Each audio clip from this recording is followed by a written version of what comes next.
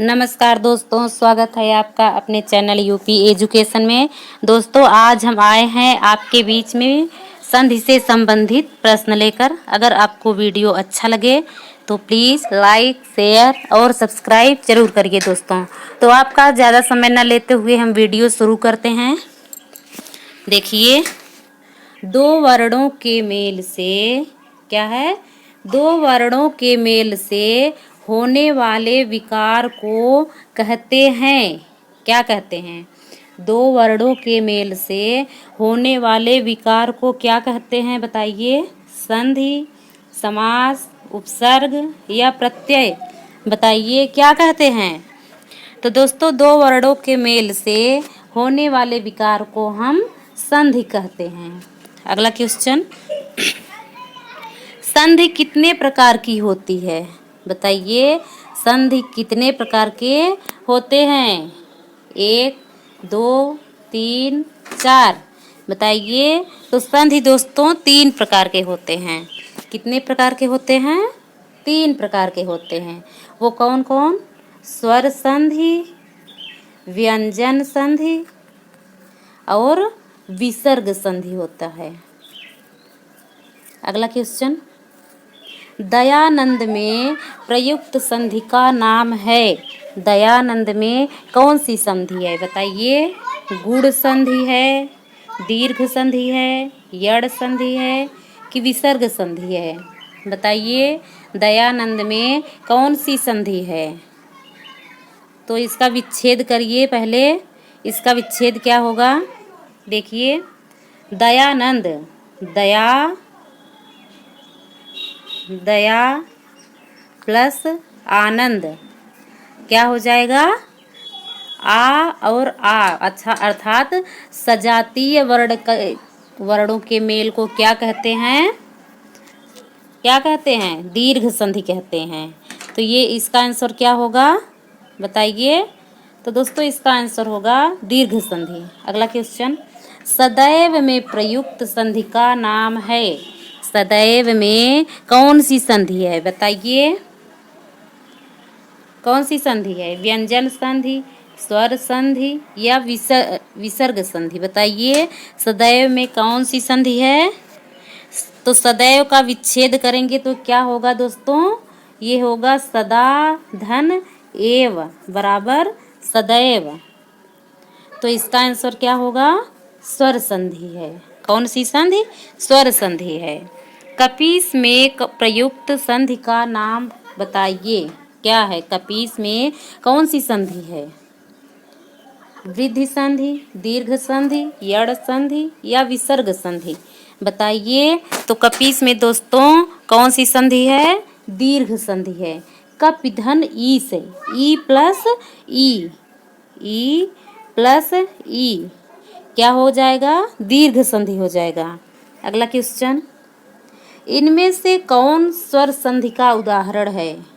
इनमें स्वर संधि का उदाहरण कौन सा है? संयोग, मनोहर, नमस्कार, पवन? बताइए क्या होगा? तो दोस्तों देखिए, सम धन योग ये है व्यंजन संधि, मनः धन हर विसर्ग संधि है, नमः धन कार विसर्ग संधि है, जबकि पो धन अन पवन ये कौन सी संधि है दोस्तों? तो ये है स्वर संधि और अयादि संधि। इसमें से कौन सा अयादि संधि का उदाहरण है?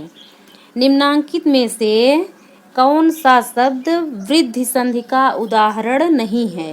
बताइए, निम्नांकित में से कौन सा शब्द वृद्धि संधि का उदाहरण नहीं है? सदैव, जलौघ, गुरुपदेश या परमोदार्य? बताइए। तो दोस्तों, इसका सही आंसर होगा गुरुपदेश। क्या होगा? गुरुपदेश होगा दोस्तों। गुरुधन उपदेश। अगला क्वेश्चन, निम्न में से दीर्घ संधि युक्त पद कौन सा है?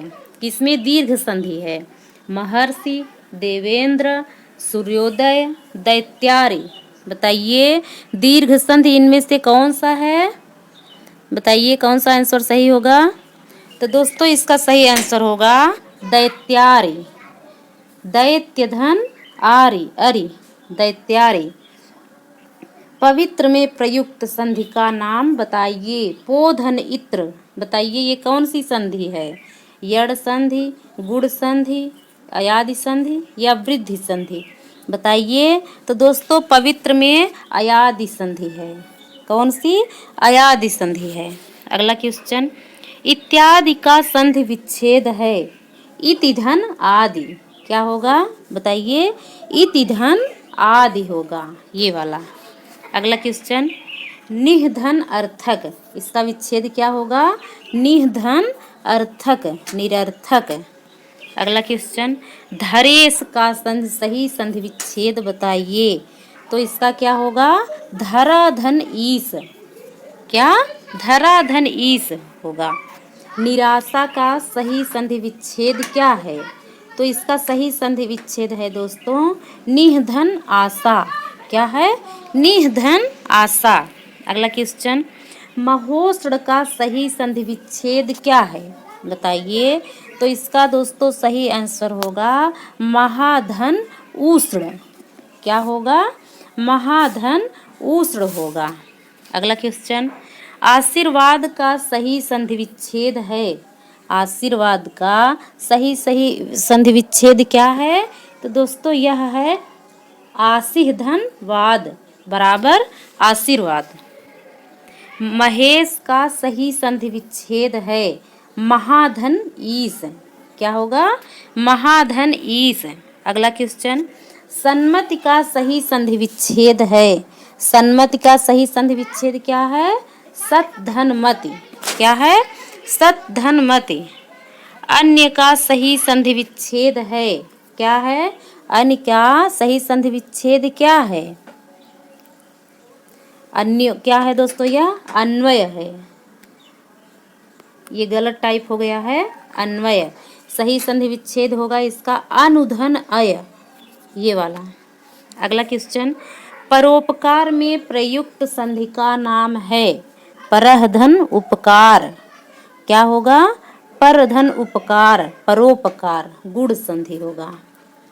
अगला क्वेश्चन, निम्नांकित में से कौन सा शब्द स्वर संधि का उदाहरण है? अधोगति, उच्चारण, दिग्गज या मनवंतर? बताइए इनमें से स्वर संधि का उदाहरण क्या है? तो दोस्तों इसका सही आंसर होगा मनुधन अंतर बराबर मनवंतर, यड़ संधि का उदाहरण है। अगला क्वेश्चन, निह धन चल, निश्चल का सही संधि विच्छेद क्या होगा? निह धन चल होगा।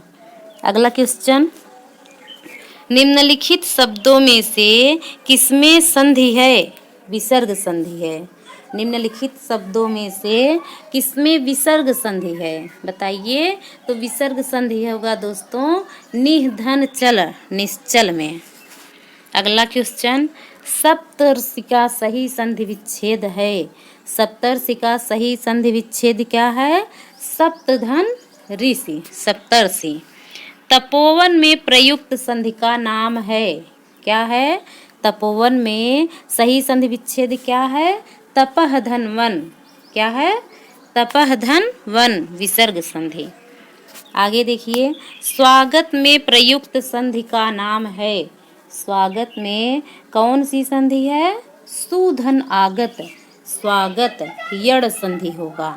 कौन सा? यड़ संधि। अगला क्वेश्चन, दिगंबर में प्रयुक्त संधि का नाम है। दिगंबर में प्रयुक्त संधि का नाम क्या है? बताइए। दिक धन अंबर बराबर दिगंबर, तो कौन सी संधि होगा? ये व्यंजन संधि होगा। निम्नलिखित शब्दों में से किसमें स्वर संधि है? निम्नलिखित शब्दों में से किसमें स्वर संधि है? बताइए। अतएव, रजनीश, तपोवन, सदाचार। बताइए कौन सी संधि है? रजनीश में स्वर संधि है। अगला क्वेश्चन, प्रत्युपकार का सही संधि विच्छेद है। प्रतिधन उपकार, ये वाला। अगला क्वेश्चन, गायक का सही संधि विच्छेद क्या है? गय धन अक, क्या होगा इसका? गय धन अक, गायक। अगला क्वेश्चन, अभिषेक का सही संधि विच्छेद है। अभिधन सेक, अभिधन सेक, अभिधन सेक या अभिषेक? बताइए। तो इसका सही आंसर होगा दोस्तों अभिषेक। क्या होगा? अभिषेक होगा। ये गलत है, यहाँ पर ये वाला सब होगा अभिषेक। अगला क्वेश्चन दोस्त नहीं है।